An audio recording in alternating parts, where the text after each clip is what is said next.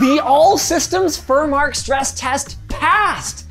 The water did heat up a little, but after 10 hours of dumping over 2,000 watts of heat into the loop, we are running at a cool 50 degrees Celsius on the hottest GPU. Success! Or, well, at least partial success. You see, cooling the computers was just one of the multiple goals we had for this project, and the other results are currently unknown and colossal failure. This room, where I do all my tinkering and computer maintenance, is uninhabitable because, you see, while the new setup does a great job pumping the heat from these gaming machines out of here, the old janky system with the car radiators from before did a way better job of cooling the room itself. So we asked ourselves, why not both? This time, we're gonna be rolling not one, but two PT Cruiser radiators that we're gonna be cooling with pool water to hopefully chill this room back to a habitable temperature. Like this chill segue to our sponsor, Odoo. Building a website for your business from scratch can be daunting, but Odoo makes it simple with their free, easy-to-use platform. Click the link down below or watch till the end of this video to learn more. First, a recap of how the system works now, using the thermal camera to show you guys what's working well and what's working not as well. The pool loop is great. Those tubes that are embedded in the walls of the pool are cooling down the water here to about 30 degrees Celsius. We are then using that cool water, pumping it through this titanium heat exchanger to cool down, over here, the warm water that is coming out of the server rack. And you can actually see the temperature deltas in those lines. As expected, the water coming from the pool is exactly 30 degrees, and the water coming out of the heat exchanger is, wow, almost 34. That's working really well considering the delta between these loops is only about 8 degrees. Then, on the hot side, we're sending out 38 degree water and getting back 40 degree water, meaning we've still got plenty of cooling capacity in here. The problem is, we can't use any of it to cool the room itself because 38 degrees is still pretty unpleasant for humans and for some of the air-cooled equipment that is still in here.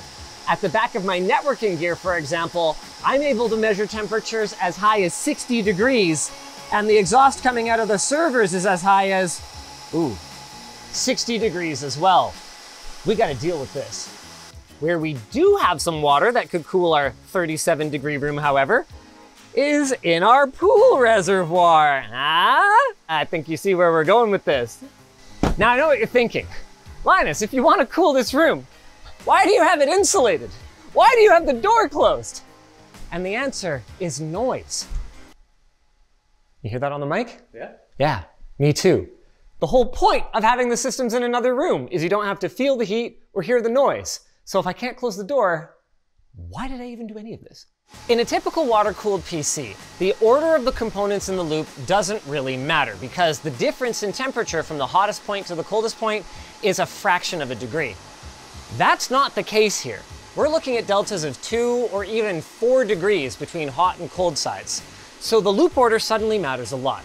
I'm kind of thinking, well, the systems that are on the water cooling are running so cool that they could afford to be on the hotter side of things. Yeah. So we take the cold pool water that comes in, we go straight to the car radiators, and we actually dump that to the systems afterward. Okay, yeah, they can tolerate 2 degrees. That's important because the bigger the temperature difference between the water in these radiators and the air in the room, the more effective these radiators are going to be. Which raises kind of an uncomfortable point. The best place for these would be in the 40, 41 degree air right at the back of the rack. We can do that. Oh, I know, but then we have 4 additional lines running over here and we gotta deal with like some kind of hinge system or something. I don't know, man. Since we're in here reconfiguring tubing today, there's a couple of other things I wanted to investigate and maybe change. First up, I just wanna say these manifolds worked great. The cold water comes into this one, top and bottom, heats up in the system, and then the warm water comes out the top and the bottom of this one. But we noticed something when we were fur marking the systems. System number 1 up here runs significantly hotter, about 5 degrees, than system number 5. And this actually makes sense. Even though we have water coming in the top and the bottom, just because of gravity, you're going to have more pressure towards the bottom of the manifold, so you get more flow. That top system, it's got the same temperature water, it's just not running as fast, which I don't consider to be a problem. 50-degree GPU, even if it was a little hotter, I wouldn't mind that if it meant that I could get rid of these tubes and have neater management. So I want to see just how much hotter that system gets if I block these, completely restricting flow through the bottom of the manifolds. We should be able to check this right away. Nada. Yeah. That is not what I expected. I kind of figured that's about what would happen. Well, why did you tell me I had to have the dual inlets then? Well, because that should have worked, but it was already clear that it didn't. That is awesome news. But before we turn off our stress tests and drain the system, there's one more thing that I really, really need to know. Is it actually putting heat into the pool, or is it just losing it all in the ground on the way out there? What's that for? Inside this access panel are the lines that are snaked through the concrete in the floor of the pool, acting as a heat exchanger. If there is a delta between the in and the out, that means we won the game. It's about, actually a little over half a degree, almost a full degree, which means a couple of things. One, we are actually dumping heat into the pool, and 2, we have a lot more cooling capacity here. Well, yeah, no, we did the math. While Dan gets the plumbing started, Alex and I are going to prep the radiators, which, even with movie magic, haha, is going to be a ton of work. Alex, why RGB? What do you mean? Do you want this to not be RGB? Kinda, yeah. No, I forbid it. The other big do as we say, not as we do element here is that the correct radiator to use for this project is a big one that takes the place of the door of the entire server rack. The issue is that the suppliers for those are not really that interested in selling one rad to one guy. They sell hundreds or thousands at a time to enterprises or educational institutions. The good news is that our system does work. It's tried and true. This one actually sat outside, collecting outdoor schmoo, and working very effectively for about, that was over 6 months, wasn't it? Yeah. Yeah. All we've got to do is get it prepped with the new fans. Alex, why didn't we just use the box fans again? RGB. The next thing we turn our attention to is how to attach the radiators to the piece of aluminum extrusion that is going to attach to the hinge that allows us to tuck them against the wall when I need to get back there.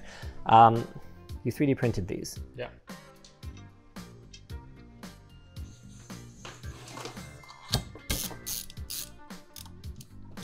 Okay. Heck yeah. Come to think of it, why are we doing the RGB management now? We can do this on the wall, and then we can just stick things to the wall. Oh, maybe. When we're far later in the project, and I can just convince him that we need to not bother hooking up the RGB to save time. What? That was incredibly unsubtle, and we need the RGB.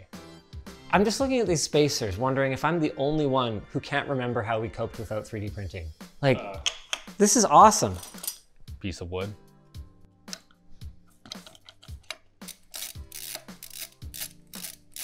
With one side of the lift-off hinges now installed. Oh, those are big old button head screws. It won't quite lay flush. You know what? That's fine. With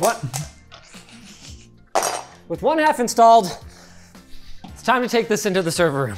We were thinking of using right-handed hinges here, but once we saw it in place, it didn't really work out, so we're just gonna use left-handed ones instead. It should be perfect. So you got the ones we need?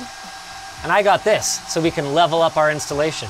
That was actually the whole reason I had you do this explanation, so I could do this. I am so excited to be able to close the door to this room. I've been listening to these fans whine all out there for the last month.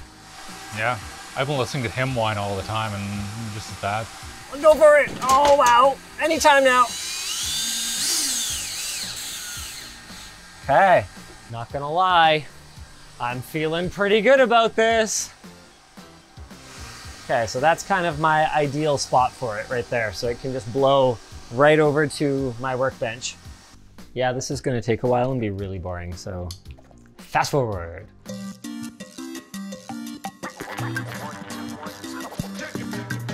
This looks like absolute ass.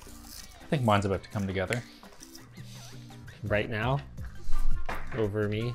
How was the whole thing powered?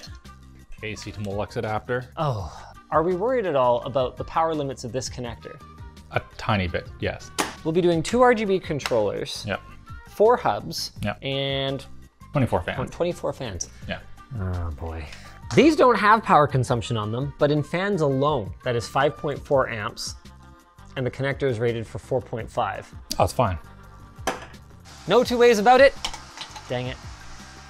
No two ways about it, Dan kicked our butts for productivity today. He's already got this plumbed up, including the new filter. If you guys recall from one of the previous videos, there's some gravel in these PVC lines out to the pool house, and I'd love for those to not end up in our radiators. So we have an inline filter now. This takes the cold water, it goes through there. It goes all the way up over here to where we now have one set of inlet and outlet for our radiators, and a separate set, well, not set, it's just 2 now, for the server rack itself. Then it all goes back over here, back to the cold water reservoir, where it goes into the heat exchanger. It's gonna cost us a couple degrees, but that's a price I'm willing to pay. I'm not gonna pretend your side doesn't look a little bit better, but hey, mine has all reusable cable ties, so I can't do it, but yeah, that thing. Hey, look, everything kind of, well, mine stayed in place. Woo! Hey, nice! That looks acceptable. Whoa! That's awesome! Still not worth it. Oh, 100% worth it. I would spend 3 days on this. Oh, I think these are all RPM controlled. Yeah. So we need to go into those and... Yeah, probably. Oh. These top ones are easy. They are just going to come out here now instead of where they were before. A couple little drips, not too bad. Now we just need to plug these. We had one plug and we made another one. Dangenuity. Now it's time to ever so carefully thread this in. Yep, if you cross thread it, it's game over. Ah, so exciting. Final form, Alex. You know it's not. Final form for now, Alex. Oh, that's so clean now. Ah! So much room for activities.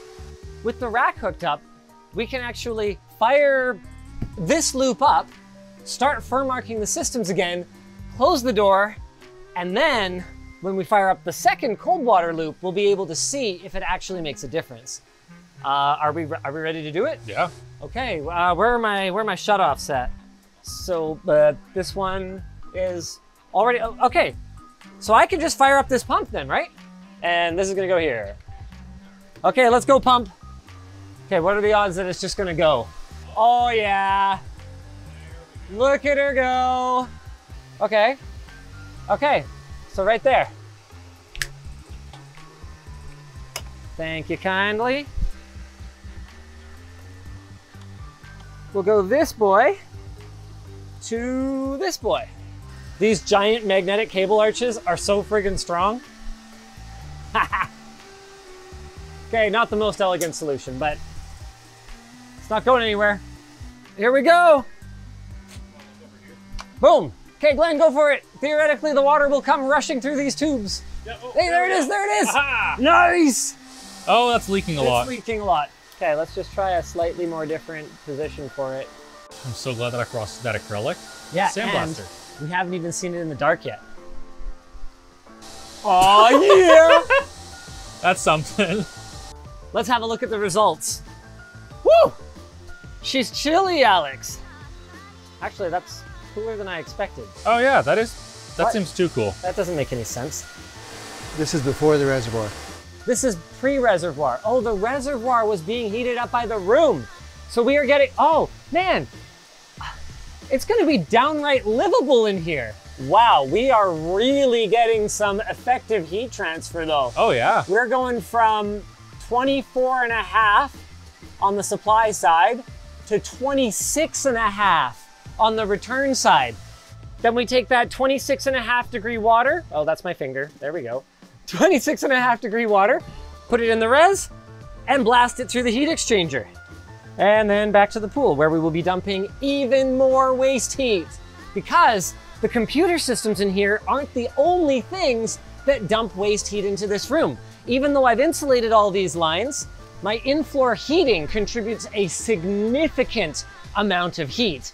We want this thing performing its best, so we gotta hook those RGB controllers up to a system in order to, you know, get them running properly. Whoops. For those wondering, the right way to do this is to just have an external USB to internal header adapter. My arm hurts so much right now. This is a really awkward angle. Any RGB that you want particularly? Oh! Nice. Hell yeah. Success. We got this. In all seriousness, we do need to do something about this power adapter. The surface temperature is over 60 degrees. Oh, that's a lot. We also have this. You know, some strategically positioned zip ties. Our new cable management stuff is so awesome. You basically just decide where you want it. These are not the real plates, by the way. They are less ugly than this. Then we've got this awesome one for hanging wall warts and power adapters and anything else like that. Then you just put the cable ties on, boop, and boom, magnetic. But we're not quite done with this one yet. You know, in a way, this is really your fault. You're the ones who enable us. We went full schmoo town on this one. Now all we need is a mounting solution, and I think you guys knew where this was going. Now this will be a true test for our magnetic power adapter holder. Whoa, okay, yeah, no, she can't handle that much weight. There's also a plastic film here. We can lose that. Holy sh**. Without the plastic film, she goes, Alex. Oh, it's RGB. Oh God, what are you doing? The more important thing, however, is that I think this might actually be working. Oh no, that's still pretty hot there. We're gonna need a better long-term solution. We're done. All that remains now is to see if it worked. Some stuff is pretty obvious. We've got that super chilly pool water heading out to the radiators, and less chilly, about 1.5 degrees water coming back. That goes into the reservoir, into the heat exchanger, where it heats up and goes back out to the pool. So our total delta here, 28 degrees coming in, 33.3 going out. This is funny, you can see the temp spike when I turned off the pump to remount the power strip, but overall, we're sitting at 52 degrees. Exactly within the range we'd expect, given that we're running the water through those radiators first. 2 degrees higher. Okay, here we go, here we go, here we go, here we go. 28.5 coming out of the pool.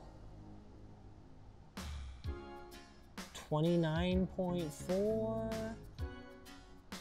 About 1 degree. Is that what we had before? Yeah, roughly. Huh. I was expecting more somehow. Oh, 29.6. No, probably just ending up in the ground. So then the final question to answer is, did it make a difference to the room?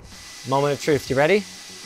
Yep. It's what, 36.5 to beat? Down to 31? Damn! 31.5. We just dropped 5 degrees just like that. That is flippin' awesome. And that's at a hot point in the room. Actually standing here where I'm getting blown on a little bit more directly, I'm sitting at a frosty 31 degrees, which, okay, is still pretty hot. But this is with the door closed. I can finally actually run the other gear in here without worrying about it overheating and dying. I mean, it's still hot, but it is across the board running cooler now. 58, under 60 now. All right. Just like this, all right, segue to our sponsor, Odoo. So you want to start a business. That's cool and all, but where are you going to direct your potential customers? Right, you need a website. And with Odoo, you can create a beautiful website that's designed to help engage and convert your audience all for free. It's super simple to use with intuitive drag and drop elements and a user-friendly, code-free approach that'll have your website up and running in a matter of clicks. And if you find yourself needing a few more features, Odoo is scalable with over 50 different apps, meaning you only have to install the ones that fit into your business needs, because your online t-shirt store probably doesn't need a rental management app. Plus, with Odoo, you get unlimited hosting and support, and they even pay for your custom domain name for a whole year. Bottom line, here's some do's and don'ts. Oh, don't lose your customers. Oh, do start creating a website for free using the link down below. If you guys enjoyed this video, make sure to hit up the one where we actually hooked up the systems to the cooling loop. Well, it was an adventure.